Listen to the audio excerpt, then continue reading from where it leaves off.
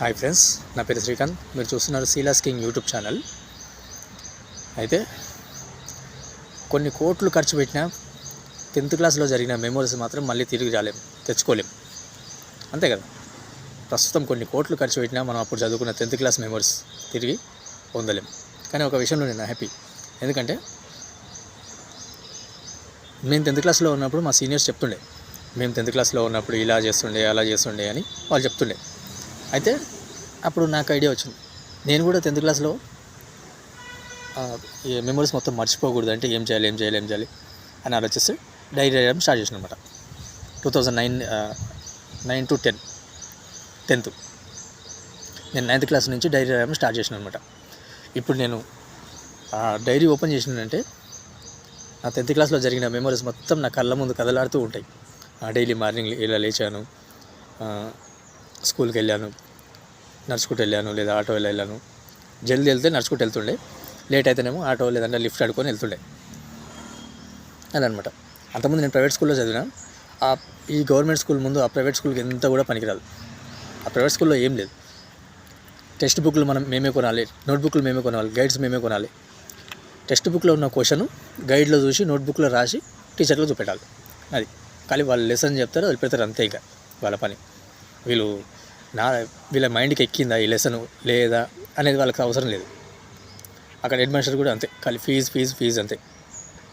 అలా 9th class నుంచి అంటే వేరే ఒక అతను చెప్పాడు, 10th క్లాస్ గవర్నమెంట్ స్కూల్లో చదివితే బాగుంటుంది, గవర్నమెంట్ సర్టిఫికేట్ అని ఏదో చెప్పాడు అనమాట. గవర్నమెంట్ స్కూల్ నుంచి వచ్చిన సర్టిఫికేట్ వాల్యూ ఎక్కువ ఉంటుందని ఏదో చెప్పాడు. సరే, ఈ స్కూల్ ప్రైవేట్ స్కూల్ ఎలాగో బాగాలేదు, వాడు ఫీజు అంటున్నాడు అని చెప్పి నేను గవర్నమెంట్ స్కూల్కి వెళ్ళాను అన్నమాట 9th నుంచే. ఈ స్కూల్ ముందు ఆ ప్రైవేట్ స్కూల్కి ఇంత కూడా పనికిరాదు. అలా అనమాట. అప్పుడు డైరీ రాయడం స్టార్ట్ చేసిన, ఈ 10th క్లాస్ మెమోరీస్ మర్చిపోకూడదు అని చెప్పి. 9th క్లాస్లో స్కూల్కి వెళ్ళకపోతుండే, సరిగా డుమ్మ ఒకటి ఎక్కడెక్కడో తిరుగుతుండే, ఫ్రెండ్స్ కలిసి తిరుగుతుండే అక్కడెక్కడ. 10th క్లాస్లోకి వచ్చిన తర్వాత డైలీ వెళ్తుండే స్కూల్కి. 10th క్లాస్లో టీచర్స్ డే వచ్చింది. టీచర్స్ డే నుంచి డైలీ స్కూల్కి వెళ్తుండే. కారణం, ఎస్ లెటర్తో స్టార్ట్ అయ్యే ఒక పేరు గల అమ్మాయి. అంటే మీకు అర్థమయ్యే ఉంటుంది లవ్ మ్యాటర్ అని. నేను ఈ విషయాన్ని షేర్ చేసుకోవాలనుకుంటున్నాను, కానీ ఇలా కాదు, ఇంకా మంచిగా షేర్ చేసుకోవాలనుకుంటున్నాను. అది దానికోసం నెక్స్ట్ వీడియో అప్లోడ్ చేస్తాను. నెక్స్ట్ మంచి వీడియో చేసి అప్లోడ్ చేస్తాను.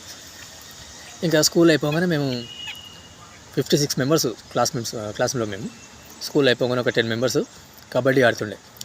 అంటే స్టార్టింగ్ నుంచి కాదు, ఇంకా లాస్ట్ ఫైనల్కి వచ్చినప్పుడు ఒక 4 months అయితే మనకి లాస్ట్ ఫైనల్ ఎగ్జామ్స్ అన్నప్పుడు ఇక ఎగ్జామ్స్ అయిపోతే ఎక్కడో అక్కడ వెళ్ళిపోతారు, కాలేజీలలోకి వెళ్ళిపోతారు, ఫెయిల్ అయిన వాడు ఇంటికాడ ఉంటాడు అని చెప్పి ఇంకా మళ్ళీ కలవలేం ఫ్రెండ్స్ అని చెప్పి అప్పుడు ఫుల్ ఎంజాయ్ చేస్తుండే. ఇంకా 10th క్లాస్లో 4 months ఉన్నాయి లాస్ట్ ఎగ్జామ్స్ అన్నప్పుడు.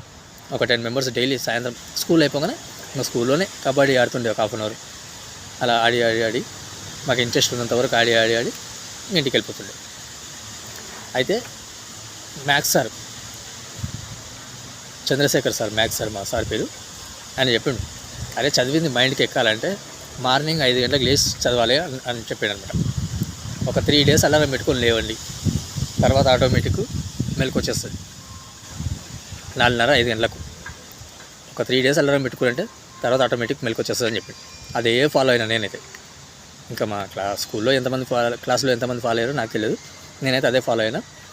4:30కి అలారం పెట్టుకొని లేస్తుండే ఒక 4 days లేవగానే ఆ తర్వాత ఆటోమేటిక్ మెలకు వచ్చేస్తుండే. ఇక ఆయన చెప్పింది ఫాలో అయినా నేను. 4:30కి లేచి ఇక 6 వరకు చదువుతుండే. ఆ టైంలో చదివితే మైండ్కి ఎక్కుతుందని చెప్పిండు. అది ఖచ్చితంగా మంచిగా మైండ్కి ఎక్కింది. అలా ఇక 10th క్లాస్ కూడా ఎగ్జామ్స్ చాలా హ్యాపీగా ఫ్రీగా పాస్ అయిపోయినాం. ఆ ప్రైవేట్ స్కూల్లో చదివింటే పాస్ కాకపోతుండే. వాడు ఏమన్నా ఫీజు అంతే. పిల్లలకు నాలెడ్జ్ వచ్చిందా, లెసన్ అర్థమైందా అని తెలుసుకునేది ఏం లేదు. ఇంకా మా తెలుగు సార్ ఇంకోటి, ఇన్స్టాగ్రామ్లో బారిస్టర్ పార్వతీశం ఎంతమందికి గుర్తు అని చెప్పి ఒక పోస్ట్ వచ్చింది. మేము చదువుకునేప్పుడు కూడా ఉంటుండే 10th తెలుగులో బారిస్టర్ పార్వతీశం. బారిస్టర్ చదవని ఇక ట్రైన్లో వెళ్తాడు. అయితే ట్రైన్లో ముందు సీట్లో ఒక అతను సుఖంగా సుట్టగాల్చుకుంటుంటే ట్రైన్ సడన్గా మూవ్ కాగానే ఆ భారతదేశం ఇట్లా ముందుకు పడిపోతాడు. పడిపోగానే ఆ సుట్టాలి సున్న చెంపకు కాలుతుంది అని చెప్పి మా తెలుగు సార్ చెప్తుండే. చిన్నపిల్లలకు కథ చెప్పినట్టు చెప్తుండే, అలా చెప్తుండే ఇక తెలుగు లెసన్ అయితే. 3 నెలల ఎగ్జామ్స్ వచ్చినాయి కదా, ఎగ్జామ్స్ వచ్చినాయి, 3 నెలల ఎగ్జామ్స్ ఉన్నాయి, చదువుకోవాలని టెక్స్ట్ బుక్ ఓపెన్ చేస్తే క్వశ్చన్ చూడగానే ఆన్సర్ ఆటోమేటిక్ మైండ్లో రివైన్ అవుతుంది. ఎందుకంటే మా సార్ అట్లా చెప్తుండే కథలు చెప్పినట్టు, ఇంకా చదవాల్సిన అవసరమే లేదు, ఆ స్టోరీ మొత్తం గుర్తుంది. ఇక క్వశ్చన్ చూడగానే ఆన్సర్ ఆటోమేటిక్ వచ్చేస్తుండే, అలా చెప్తుండే అనమాట. ఓకే, నా 10th క్లాస్ మెమరీస్ ఇలా ఉంటాయి. నేను మర్చిపోకూడదని చెప్పి డైరీ రాయడం స్టార్ట్ చేసిన. నేను ఇప్పుడు చదవను, ఎందుకంటే నాకు ఇప్పుడు కొన్ని గుర్తున్నాయి కాబట్టి ఇప్పుడు చదవను. ఒక 70 years అయిన తర్వాత చదువుతాను నేను. అలా అన్నీ మొత్తం మర్చిపోయిన తర్వాత 70 years అయిన తర్వాత అప్పుడు నా స్కూల్ మెమరీస్ ఎలా ఉంది, స్కూల్లో జరిగిన లవ్ స్టోరీ ఎలా ఉంది, ఆ లవ్ స్టోరీ నేను మంచిగా ఇంకో వీడియో షేర్ చేసుకుంటాను యూట్యూబ్లో. అండ్ నేను గుర్తు చేసుకోవాలనుకుంటే ఒక 70 years తర్వాత చదువుతాను. 10th క్లాస్ ఎలా ఉంది, ఎలా చేశాను, ఆ లవ్ స్టోరీ ఎలా ఉంది, ఎప్పుడు స్టార్ట్ అయింది. టీచర్స్ డే నుంచి స్టార్ట్ అయింది.